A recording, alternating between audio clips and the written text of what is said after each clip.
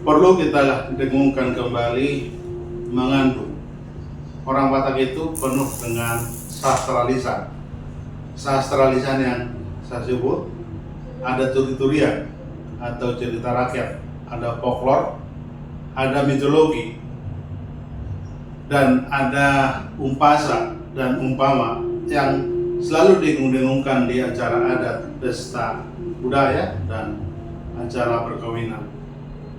Tetapi ada lagi yang lebih jarang disampaikan atau jarang diperdengarkan, yaitu andung, mengandung. Dan memang penggiat dari andung ini sekarang sudah jarang. Andung juga dikenal di dalam Alkitab. Dalam kitab Pratapan itu diartikan dalam bahasa Batak andung, andung-andung.